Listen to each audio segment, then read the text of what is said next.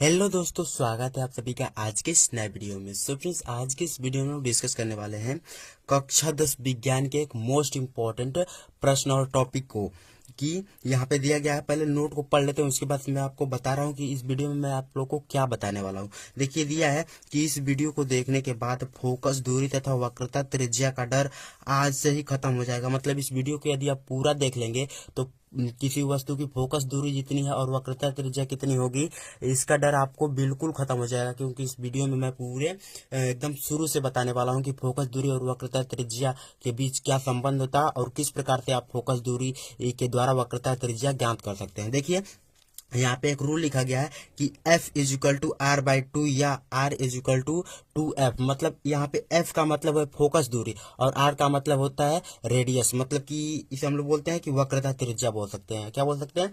वक्रता त्रिज्या बोलते हैं। तो देखिए, हमको यहाँ पे दो क्वेश्चन दिए गए हैं और ये क्वेश्चन मोस्ट इंपॉर्टेंट प्रश्न है। आपके बहुविकल्पी प्रश्नों में भी ऐसे प्रश्न पूछे जा सकते हैं, ऐसे क्वेश्चन पूछे जा सकते हैं कि आपको दे देगा कि किसी उत्तल दर्पण या अवतल दर्पण की वक्रता त्रिज्या दे देगा या फोकस दूरी दे देगा और पूछ देगा, यदि वक्रता त्रिज्या देगा तो फोकस दूरी पूछेगा और फोकस दूरी दे देगा तो वक्रता त्रिज्या पूछेगा। इसीलिए आप इस वीडियो को पूरा देखिए और आपको मैं इस वीडियो में वक्रता त्रिज्या और फोकस दूरी के बीच में जो भी संबंध है उसका डर आपको जड़ से खत्म करके दिखा दूंगा। जैसे यहाँ पे क्वेश्चन दिया गया है कि एक अवतल दर्पण की वक्रता त्रिज्या 20 सेंटीमीटर है, इसकी फोकस दूरी ज्ञात करनी है। यहाँ पे एग्जाम में MCQ में भी पूछा जा सकता है, MCQ में भी पूछा जा सकता है। ठीक है, तो आप इस प्रश्न को अच्छे से पढ़िए और इस वीडियो को पूरा सही से देखिए। चलिए स्टार्ट करते हैं आज का वीडियो और मैं आपको बताता हूँ कि किस प्रकार से आप ऐसे प्रश्नों को सॉल्व करेंगे। देखिए, हम लोग सबसे पहले लिखेंगे हल। क्या लिखेंगे? हल। और हल में हम सबसे पहले लिखेंगे ये जो हमको दिया है। हमको क्या दिया है कि एक अवतल दर्पण है जिसकी वक्रता त्रिज्या क्या है? 20 सेंटीमीटर है। कितनी? 20 सेंटीमीटर है। मतलब वक्रता त्रिज्या को हम लोग किससे लिखेंगे? R से लिखेंगे। तो हम लोग लिखेंगे R बराबर कितना दिया है? 20 सेंटीमीटर। आर बराबर कितना दिया है? 20 सेंटीमीटर। मतलब कि वक्रता त्रिज्या कितनी है? 20 सेंटीमीटर। हम लोग को पूछा क्या है कि इसकी फोकस दूरी F इज इक्वल टू क्या होगा? F इज इक्वल टू कितना होगा? तो हम यहाँ पे भी एक रूल मैंने आपको बताया कि F इज इक्वल टू होगा R बाई 2। तो F का मान निकालना है तो R में 2 से क्या करना पड़ेगा? भाग देना पड़ेगा। तो लिखेंगे कि F बराबर R बटा 2। ये तो रूल है, इसे आप ब्रैकेट में बंद कर लीजिए और यहाँ पे लिखेंगे F बराबर 20/2। अब मैंने 20 क्यों लिया? क्योंकि देखिए यहाँ पे R का मान कितना है दिया है, हम लोग को 20 दिया है, इसीलिए यहाँ पे हो जाएगा F बराबर 10 सेंटीमीटर। और यहीं पे बहुत से लोग गलती कर देते हैं, कुछ लोग तो इसी को लिख के छोड़ देते हैं कि 10 सेंटीमीटर आंसर होगा, लेकिन यहाँ पे बिल्कुल गलत हो जाएगा आपका आंसर। क्योंकि देखिए, हम लोग को दिया है कि अवतल दर्पण की वक्रता त्रिज्या, तो मैंने यहाँ पे लिखा है कि यदि अवतल दर्पण की वक्रता त्रिज्या पूछेगा तो क्या होगी? ऋणात्मक होगी। या फोकस दूरी पूछेगा तो ऋणात्मक होगी। वहीं उत्तल दर्पण की पूछेगा तो क्या होगा? धनात्मक होगा। इसीलिए क्या है, अवतल दर्पण है ना, तो लिखेंगे -10 सेंटीमीटर। ये हो जाएगा हम लोग को क्या?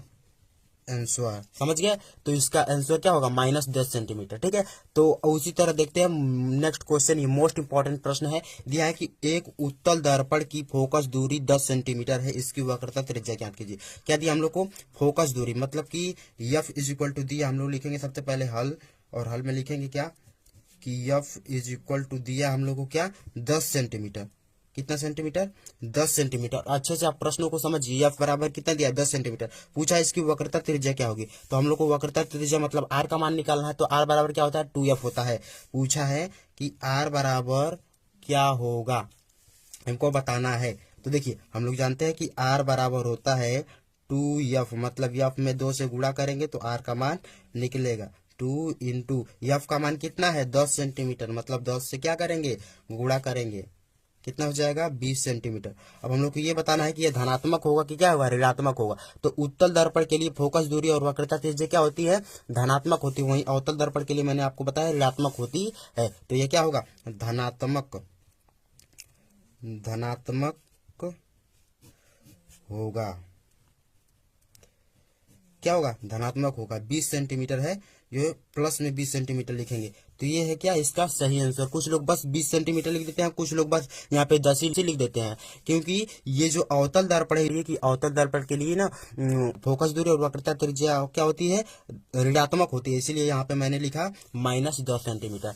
तो मैं आशा करता हूँ कि आज का पूरा वीडियो फोकस दूरी और वक्रता त्रिज्या के बीच में क्या संबंध है आपको पूरी अच्छे तरह से समझ में आ गया होगा। यदि इसके बावजूद कोई डाउट हो तो कमेंट में लिखना मत भूलिए। मिलते हैं अगले वीडियो में, तब तक के लिए धन्यवाद। जय हिंद, बाय बाय।